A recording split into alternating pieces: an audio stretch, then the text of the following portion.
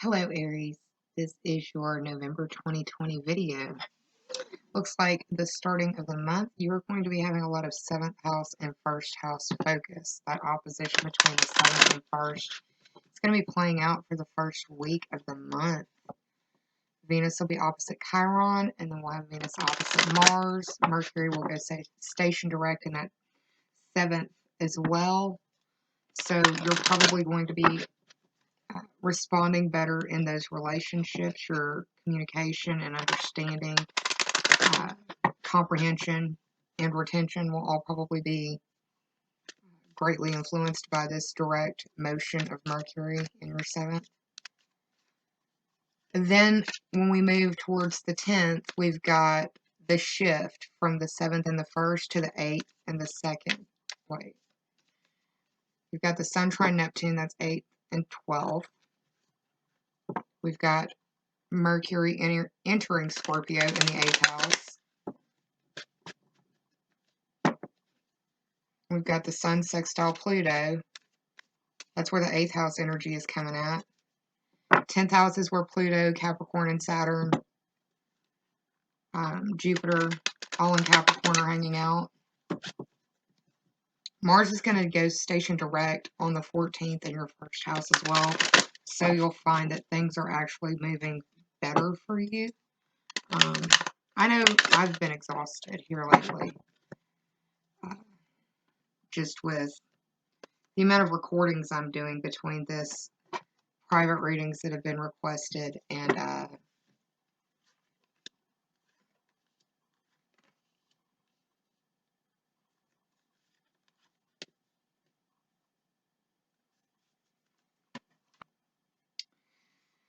okay. I got distracted while I was pulling cards, sorry. 10th, we've got Mercury entering Scorpio. That 8th house has got a lot of stimulation going on from the 10th onwards, with the Sun doing things with the Capricorn houses, or the Capricorn planets. On the 15th, we have Venus square Pluto. That'll be a 7th house square to your 10th house. Sun will sextile Jupiter, 8th house to 10th house. This is something about money and career and relationship statuses and the people. It's not necessarily relationships like romantic. It could be for some of y'all, but that's what it's playing out. It's the people you have relationships with. On the 15th, we've also got a new moon at 23 degrees and 17 minutes of Scorpio. The Sabian symbol from Dane Rudyard reads, at 23 degrees of Scorpio, a rabbit metamorphoses into a nature spirit. And there is a word that if I tried to pronounce, I would screw it up. So I'm going to copy and paste it down in the bottom so y'all can see it. I looked up what it meant because I had never come across it before. It's a noun in Christian theology, especially in the Roman Catholic Church. This speaks to the conversion of the substance of the Eucharistic elements of the body and blood of Christ at consecration, only the appearances of bread and wine remaining.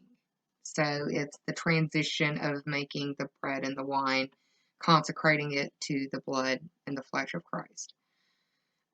This is symbolic of a huge transformation on a fundamental level in some way for you.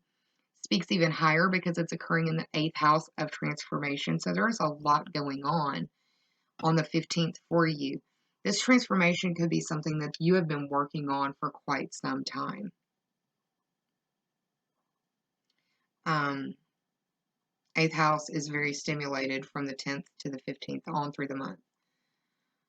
On the 17th of November, we've got Mercury's shadow opposite the planet Uranus. This is an 8th house and 2nd house opposition. We've got on the 19th, the Sun sextile Saturn. That's 8th and 10th house. Venus square Saturn, 7th and 10th house. The shadow for Mercury retrograde will be cleared on the 19th.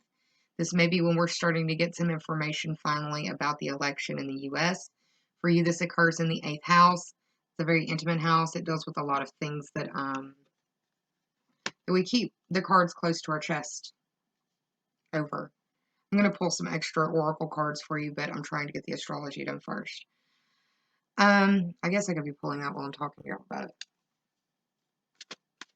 So on the 21st, we've got the Sun entering Sagittarius. That's your 9th. And Venus entering Scorpio. That's the 8th. So you're going to be extra sensitive because of all that 8th house stimulation. And now Venus coming through hopefully gives some sort of ease or harmony to what's been going on. This is on the 27th. It should be right around Thanksgiving if you live in America. On the 30th, we've got a full moon lunar eclipse at 8 degrees and 37 minutes of Gemini. This will be in your 3rd house. And y'all can go ahead and anticipate an eclipse video coming from me on this soon. I've got a lot of things that I'm working on trying to get my to-do list accomplished. We'll see if I can get it done. This is a full moon lunar eclipse in the 3rd house of your communication, short distance trips, siblings, cousins, neighbors, the neighborhood, the people that you deal with on a very local and relative level to you. These are the people on your level. I pulled the Sabian symbol for 8 and 9 degrees of Gemini because I think for me personally, I gather as much information from the Sabian symbols as I do the ones that correspond before or after. Gemini at 8 degrees reads, aroused strikers surround a factory, and it regards a revolt against privileges. And Gemini at 9 degrees is a quiver filled with arrows, which speaks to conquest. So what are you trying to defend in that 3rd house of speech and communication? What do the Aries need to see or hear from the psychic oracle? That got jumped. Yeah, that's really funny because you've got, I love how this works. Number 3, that's a number of communication, could be speaking to the 3rd house. Full moon lunar eclipse that you've got coming up for you. It deals with partnerships and alliances, and that 7th house is all about your partnerships and alliances. It's very much I scratch your back, you scratch mine sort of situation.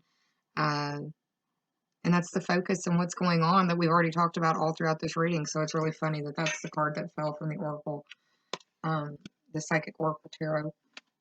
The Sage Goddess Gemstone Oracle card that I pulled for you is the Sapphire card. Sapphire.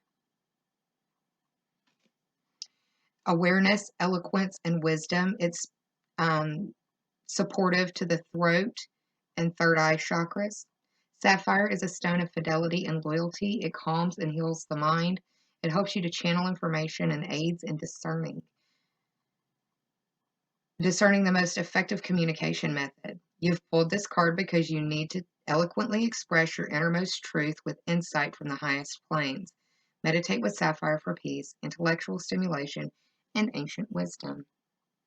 You've got things you need to teach. You've got things you need to speak about, obviously. It could require some sort of partnership or alliance to help you get your feet off the ground, but that's not a bad thing in asking for help. The cards that fell for you from the Illuminated Tarot deck, the first of the 3 representing the past or the recent past. The 2 of Wands, 2 of Clubs also represented here. Speaks to debate, passionate conversation. This is fiery. It can literally be like a campfire or something, but this is really impassioned speech defending your opinions and your objectives, the things that you agree with. Understand that you don't and you won't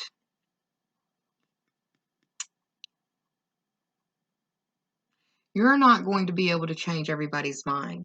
And the art of persuasion is measured in increments of baby steps. You're not going to change somebody's mind overnight.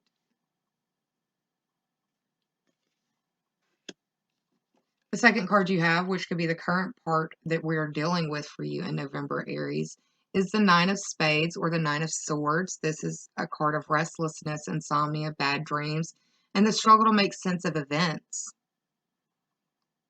It could be that you're losing sleep over what's going on, especially if you live in the United States, and being concerned about what's going on in the election process. Could be losing sleep about waiting for the information to drop concerning the election, but concerning personal things in your life or world too. probably most likely surrounding things concerning the relationship or the money house. Third card, looking to the future. This is the Ace of Wands or the Ace of Clubs. It could also be looked at as the Strength card, as a major arcana card from the Rider-Waite Tarot.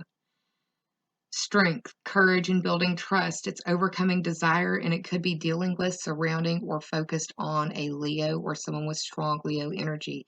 That could be their sun, moon, or rising sign. The card at the bottom of the deck was the Jack of Clubs. This would be the Knight or the Page of Wands. Deals with enthusiasm, pursuing a new adventure, and the enthusiasm that comes with the pursuit of that adventure.